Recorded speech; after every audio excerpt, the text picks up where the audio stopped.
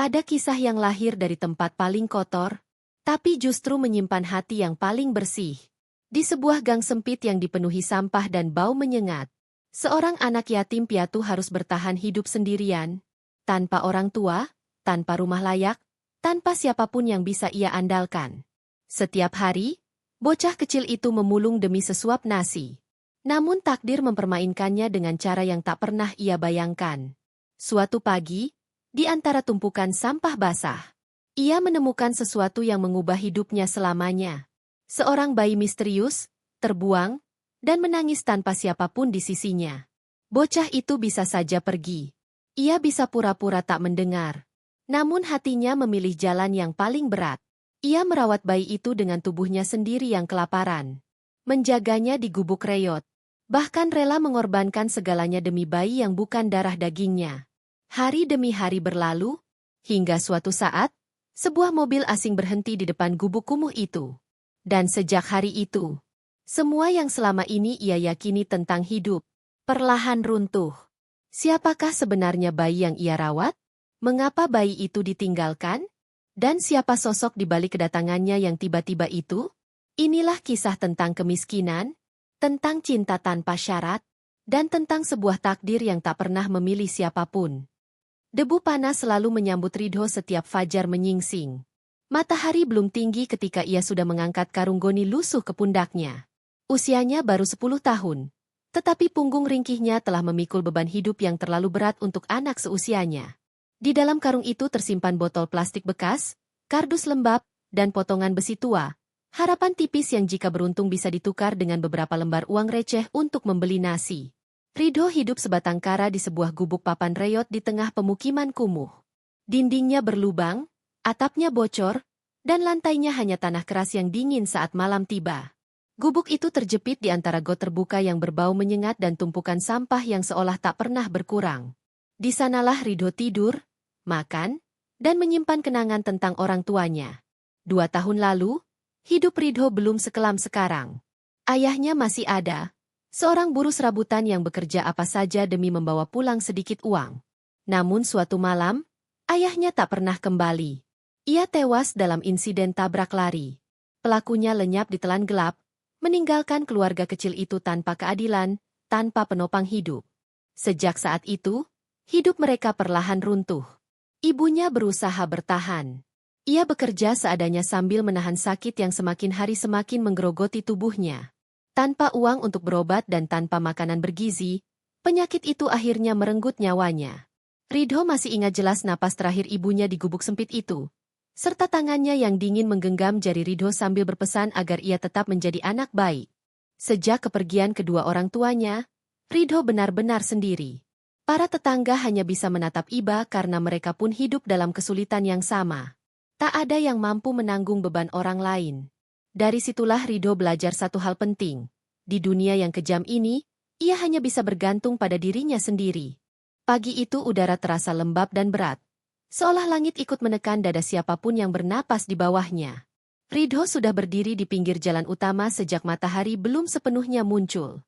Embun bercampur bau busuk sampah menempel di kulitnya.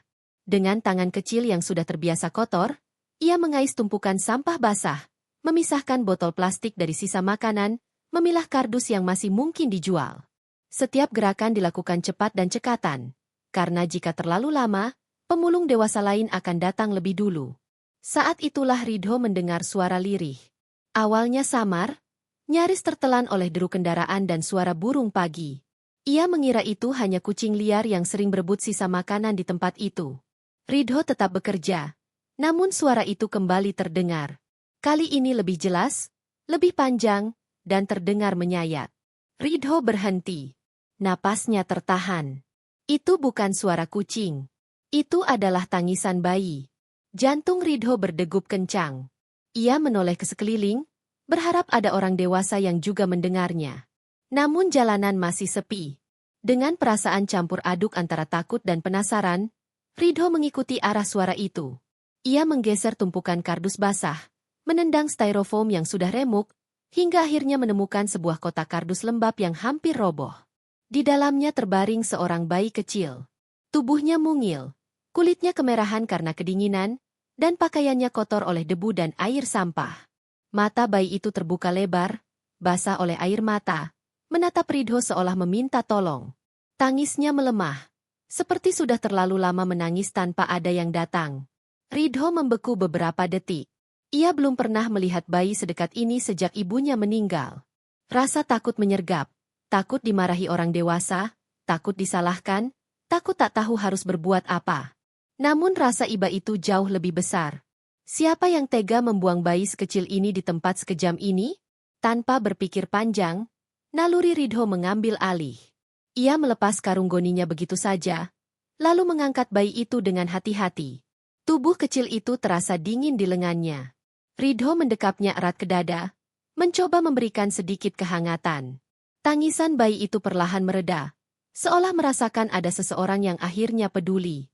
Ridho berlari pulang menuju gubuknya. Napasnya terengah, kakinya nyaris tak menyentuh tanah. Setibanya di gubuk, ia segera membersihkan tubuh bayi itu dengan air seadanya. Tangannya gemetar, tapi ia berusaha setenang mungkin. Ia membungkus bayi itu dengan kaos mendiang ibunya, satu-satunya kain lembut yang ia miliki. Kenangan lama menyelinap di benaknya. Dulu, ibunya sering membantu merawat bayi tetangga yang ditinggal bekerja. Ridho ingat bagaimana ibunya menimang, mengganti popok kain, dan menyiapkan susu. Ingatan itu menjadi satu-satunya panduan yang ia miliki. Ridho membuka kaleng biskuit karatan tempat ia menyimpan tabungan koinnya. Ia menghitung satu persatu dengan jari bergetar. Jumlahnya pas-pasan. Namun ia tahu apa yang harus ia lakukan. Ia bergegas ke warung kecil di ujung gang dan membeli susu formula termurah. Hari itu, hidup Ridho berubah selamanya. Setelah bayi itu minum susu dan tertidur tenang di pelukannya, Ridho menatap wajah mungil itu lama-lama. Ia menamai bayi itu Langit, karena di tengah gelap dan kerasnya hidupnya, bayi ini hadir seperti secercah cahaya dari atas. Untuk pertama kalinya sejak ibunya meninggal, Ridho tidak lagi merasa sendirian. Esok paginya, kenyataan kembali menampar Ridho tanpa ampun. Matahari bahkan belum sepenuhnya naik ketika langit terbangun dengan tangisan kecil yang serak dan terputus-putus. Tangisan itu bukan sekadar suara, itu adalah pertanda kebutuhan. Perut bayi itu kosong, dan Ridho tahu, sekeras apapun tubuhnya lelah, ia tak punya pilihan selain kembali bekerja. Dengan mata sembab dan tubuh yang masih terasa dingin, Ridho menggendong Langit menggunakan kain bekas yang sudah lusuh, melilitkannya di dadanya dengan hati-hati, seolah sedang membawa sesuatu yang rapuh dan tak tergantikan. Di pundak kirinya, karung goni tua kembali ia angkat, karung yang kini menjadi satu-satunya penopang hidup mereka. Langkah Ridho menyusuri ganggang sempit terasa lebih berat dari hari sebelumnya. Setiap langkah harus ia perhitungkan agar langit tidak terguncang. Bau sampah, sisa makanan basi, dan air got yang menggenang menyatu di udara pagi yang lembab. Ridho menunduk, mengais botol plastik dan kardus dengan satu tangan, sementara tangan lainnya sesekali menopang tubuh kecil Langit. Beberapa orang berhenti sejenak menatapnya. Ada yang terkejut, ada yang iba, ada pula yang berpaling seolah tak ingin tahu. Ridho memilih mengabaikan semuanya. Dunia boleh memandang rendah, tapi ia tak akan pernah merendahkan Langit. Hari-hari berikutnya membentuk ritme baru yang melelahkan sekaligus menguatkan. Pagi dimulai dengan tangisan Langit, siang dengan panas menyengat dan bau menyusup ke pakaian Ridho, dan malam dengan tubuh lelah yang nyaris tak sanggup berdiri. Ridho belajar mengatur waktu, kapan harus berhenti agar Langit bisa menyusu, kapan harus berteduh ketika matahari terlalu terik. Saat Langit rewel, Ridho akan berhenti di pinggir jalan, menepuk-nepuk punggung kecil itu, lalu menyanyikan lagu lama yang masih ia ingat dari masa kecilnya. Lagu yang dulu dinyanyikan ibunya ketika ia sakit atau ketakutan di malam hari. Suaranya pelan dan sumbang, tapi Langit selalu merespons. Tangis itu mereda, berganti napas kecil yang teratur. Penghasilan Ridho tetap tak seberapa. Hasil memulung seharian seringkali hanya cukup untuk 2 bungkus nasi murah dan 1 kali susu formula. Tidak ada sisa, tidak ada cadangan. Setiap koin harus dihitung dengan cermat. Seringkali, saat malam tiba dan perutnya sendiri terasa perih, Ridho memilih menyisihkan bagian nasinya untuk Langit. Ia hanya minum air putih dari keran umum, membiarkan rasa lapar menggerogoti perutnya. Baginya, kenyang Langit jauh lebih penting daripada kenyang dirinya sendiri. Tubuh Ridho semakin kurus. Tulangnya menonjol, wajahnya pucat, Tapi tekadnya justru semakin keras. Setiap kali rasa lelah dan putus asa datang, ia menatap wajah langit yang polos. Bayi itu tak tahu apa-apa tentang kerasnya dunia, tentang kemiskinan, tentang rasa lapar. Dan justru karena itulah Ridho merasa harus kuat. Jika dunia telah merenggut ayah dan ibunya, ia tak akan membiarkan dunia yang sama merenggut langit darinya. Suatu sore, ketika matahari condong ke barat dan Ridho duduk di depan gubuk sambil mengayun-ayunkan langit, Maksari datang menghampiri. Perempuan tua itu memandang Ridho lama, lalu menghela napas berat. Dengan suara pelan, ia menyarankan agar langit diserahkan ke panti asuhan. Menurutnya, beban itu terlalu besar untuk anak seusia Ridho. Ridho terdiam. Kata-kata itu menyakitkan karena terasa benar. Namun ketika ia menunduk dan melihat langit tertidur di dadanya, hatinya mengeras oleh tekad. Dia adikku sekarang, Mak, ucap Ridho lirih namun tegas. Aku akan menjaganya. Ia memeluk langit lebih erat, seolah menantang dunia untuk mencoba memisahkan mereka. Malam itu turun dengan dingin yang menggigit. Angin menyusup lewat celah-celah papan gubuk, membuat api kecil di sudut ruangan bergetar dan hampir padam. Ridho duduk bersila di lantai tanah, memeluk lututnya sendiri, sementara langit terbaring di kain tipis yang sama sekali tak mampu menghalau hawa malam. Perut Ridho kosong sejak siang, tetapi rasa lapar itu masih bisa ia tahan. Yang tak sanggup ia tahan adalah suara tangisan langit yang kian melemah, namun syarat dengan rasa lapar. Ridho meraih kaleng susu yang biasa ia gunakan. Ia mengguncangkannya pelan, berharap masih ada sisa. Namun suara yang terdengar hanya dentingan kosong. Kaleng itu benar-benar habis. Tangisan langit makin keras, seolah memecah kesunyian malam kumuh itu. Ridho mencoba menenangkan dirinya sendiri. Ia mencampur air hangat dengan sedikit gula, mengingat saran Maksari suatu kali. Dengan tangan gemetar, ia menyodorkan botol darurat itu ke mulut langit. Namun bayi itu menolak, menangis semakin kencang, wajahnya memerah karena kecewa. Ridho menutup mata. Kepalanya berdenyut, dadanya terasa sesak. Ia merasa gagal. Gagal sebagai kakak, gagal sebagai pelindung. Dalam benaknya terlintas wajah ibunya. Juga suara ayahnya yang dulu selalu menasihatinya untuk jujur dan bekerja keras. Ridho menelan ludah. Ia sudah memulung seharian, ia sudah berusaha sekuat tenaga. Namun malam ini, semua itu tidak cukup. Tangisan langit terus terdengar. Semakin lemah namun semakin menyayat. Saat itulah ingatan Ridho melayang pada satu hal yang selama ini ia coba hindari. Warung Pak Surya. Ia tahu betul kebiasaan pemilik warung itu. Setiap dini hari, sebelum warung dibuka, beberapa stok barang sering diletakkan di rak luar. Termasuk susu formula. Selama ini Ridho hanya lewat, menunduk, pura-pura tak melihat. Namun malam itu, pikirannya dipenuhi satu hal saja. Langit harus makan. Dengan langkah ragu, Ridho membungkus langit lebih rapat lalu meletakkannya di sudut gubuk. Ia berbisik lirih, meminta maaf, lalu keluar menyelinap di antara gelap. Jalanan sepi, hanya lampu jalan redup yang menerangi langkah kecilnya. Jantung Ridho berdegup kencang setiap kali terdengar suara anjing atau derit pintu. Di depan warung Pak Surya, ia berhenti. Tangannya gemetar. Ini salah, bisik hatinya. Tapi tangisan langit terngiang lebih keras dari suara nuraninya. Ridho mengulurkan tangan. Ia mengambil satu kaleng susu kecil. Hanya satu. Tidak lebih. Tangannya dingin, keringat mengalir di pelipisnya meski udara malam menusuk. Setelah itu, ia berlari pulang tanpa menoleh ke belakang. Sesampainya di gubuk, Ridho langsung mencampur susu dan menyodorkannya ke langit. Bayi itu menyusu dengan lahap, seolah tak mau berhenti. Tangisannya mereda, berganti bunyi isapan kecil yang menenangkan. Melihat itu, lutut Ridho melemas. Ia duduk di lantai, air matanya jatuh tanpa bisa ditahan. Tangisnya pecah dalam diam. Ridho merasa dadanya dihimpit rasa bersalah yang berat. Ia teringat ayahnya yang selalu berkata bahwa mencuri, sekecil apapun, adalah dosa. Malam itu, Ridho merasa telah mengkhianati semua ajaran yang ditanamkan orang tuanya. Ia menatap kaleng susu di tangannya lama-lama, lalu menunduk, menangis terseduh-seduh. Saat langit akhirnya tertidur dengan perut kenyang, Ridho mengusap kepala kecil itu perlahan. Dalam hati, ia bersumpah. Ia berjanji pada dirinya sendiri bahwa ini adalah yang pertama dan terakhir. Ia tidak akan mencuri lagi. Apapun yang terjadi, ia akan bekerja lebih keras, memulung lebih jauh, menahan lapar lebih lama. Namun di balik tekad itu, Ridho juga merasakan satu kenyataan pahit yang tak bisa ia tolak. Ia telah berkorban sejauh ini, dan tubuh kecilnya punya batas.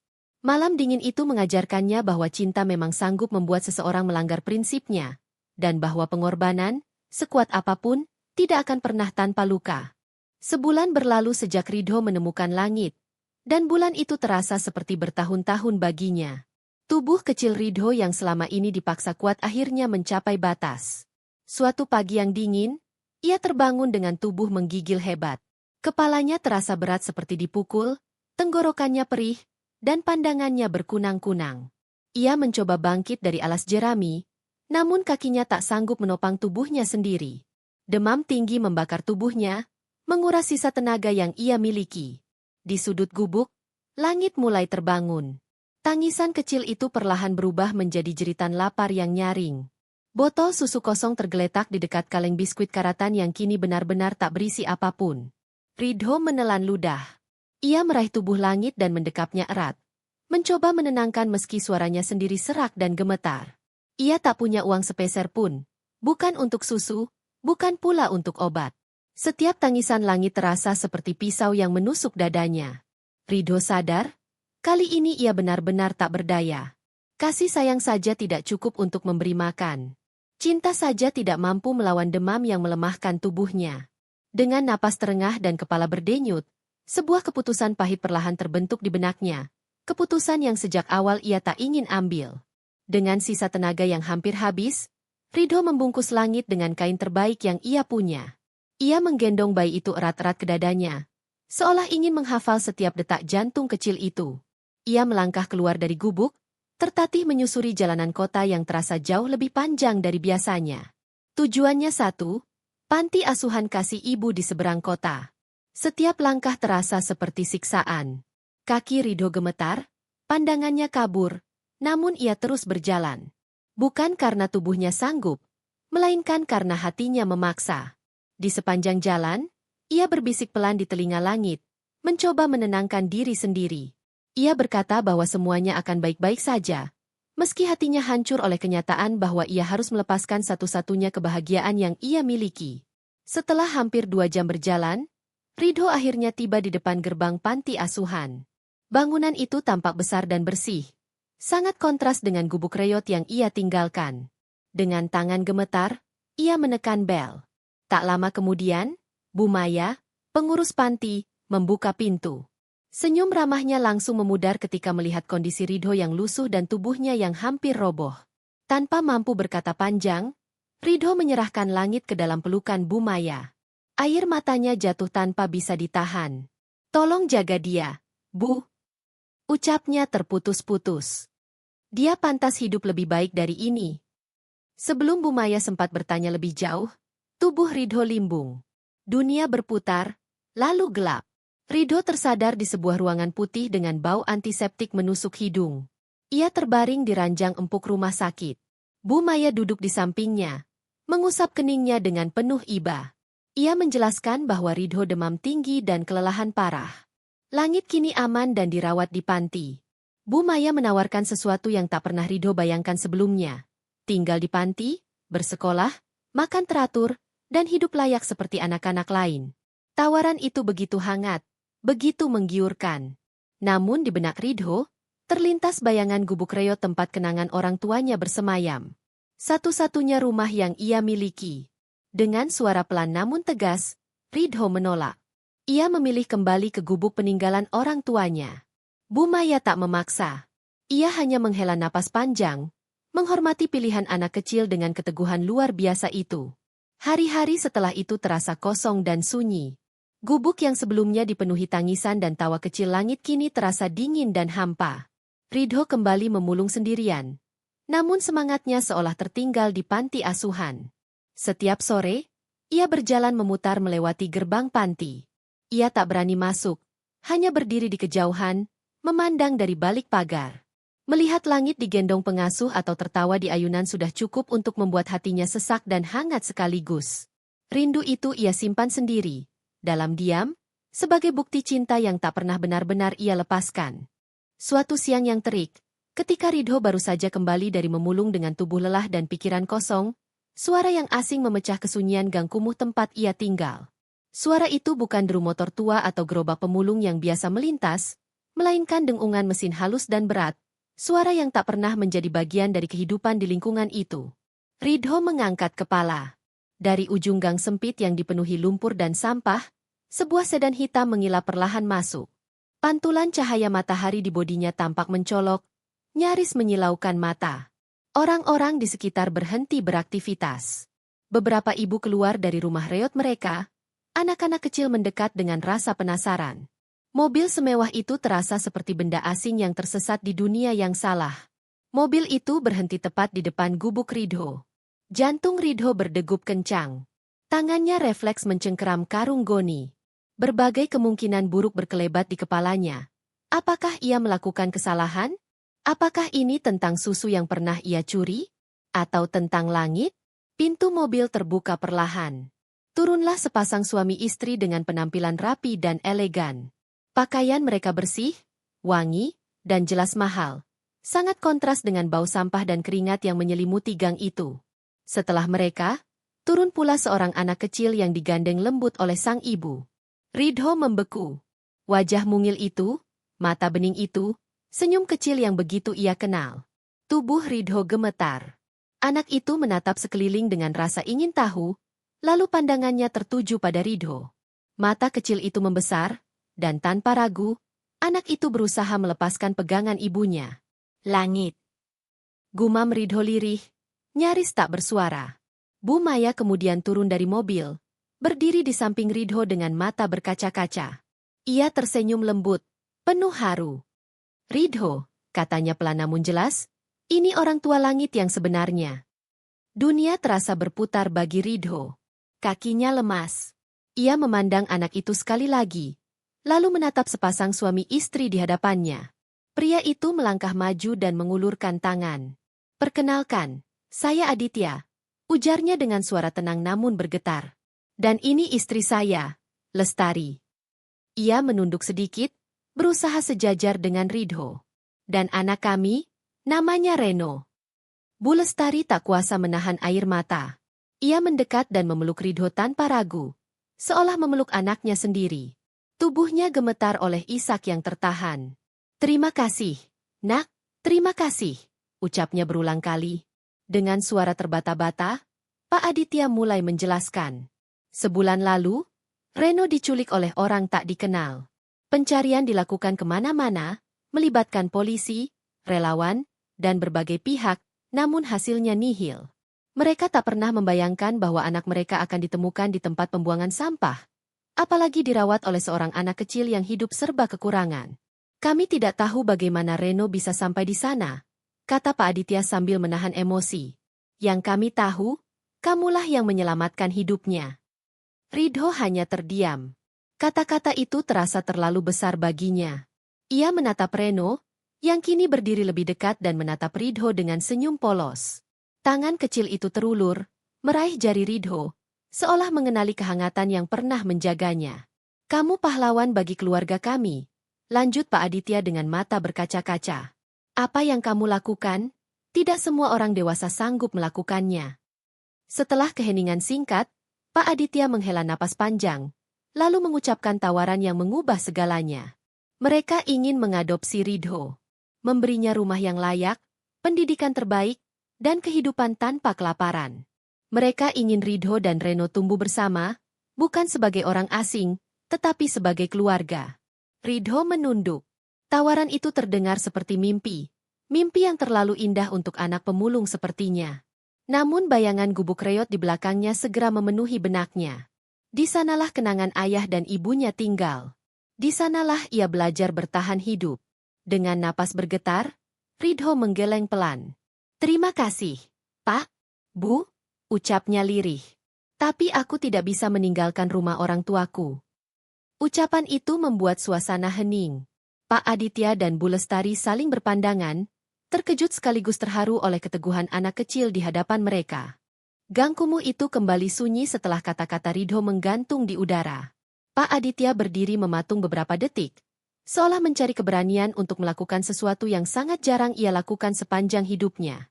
Lalu, di hadapan Ridho, Bu Maya, dan beberapa warga yang mengintip dari balik pintu rumah Reyot, pria berjas rapi itu berlutut perlahan di atas tanah becek. Ridho terkejut. Ia refleks melangkah mundur setengah langkah. Belum pernah ada orang dewasa, apalagi orang sekaya dan seterhormat Pak Aditya, berlutut di hadapannya. Ridho, suara Pak Aditya bergetar, tidak lagi seperti seorang pengusaha besar yang terbiasa memberi perintah. Kamu sudah menyelamatkan anak kami. Kamu merawatnya ketika dunia gagal melindunginya. Tidak ada kata yang cukup untuk membalas semua itu. Bu Lestari ikut menunduk. Matanya sembab, namun wajahnya penuh ketulusan. Ia menggenggam tangan Reno erat-erat, seolah takut anak itu menghilang lagi. Pak Aditya menarik napas dalam-dalam. Kami ingin mengadopsimu, Ridho. Kami ingin menyekolahkanmu setinggi yang kamu mau. Kami ingin kamu hidup layak, sehat, dan tidak pernah lagi kelaparan. Ia berhenti sejenak, lalu melanjutkan dengan suara yang lebih pelan, tapi kami juga tidak ingin mencabutmu dari akar hidupmu. Ia menunjuk gubuk Reyot di belakang Ridho. Rumah ini tetap milikmu. Kami akan memugarnya, memperbaikinya, membuatnya layak, tanpa menghapus satupun kenangan tentang orang tuamu. Ini akan selalu menjadi rumahmu. Kata-kata itu menghantam hati Ridho lebih keras dari apapun yang pernah ia dengar. Selama ini, ia selalu berpikir bahwa untuk hidup lebih baik, ia harus meninggalkan segalanya. Namun kini, seseorang menawarkan masa depan tanpa memaksanya melupakan masa lalu. Ridho terdiam lama. Dadanya naik turun menahan emosi yang bercampur aduk. Ia menatap Reno, anak kecil yang dulu ia panggil langit. Reno membalas tatapannya dengan mata polos dan senyum kecil. Perlahan, Reno melangkah mendekat dan menggenggam ujung kaus Ridho. Kak Ridho, ucap Reno lirih. Sekat terakhir di hati Ridho runtuh. Air matanya jatuh tanpa bisa ia cegah.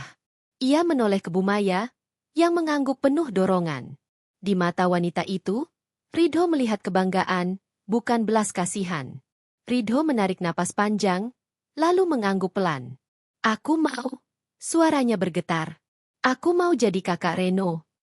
Tangis pecah di gang kumuh itu. Bu Lestari menutup wajahnya. Sementara Pak Aditya menunduk dalam-dalam, bersyukur.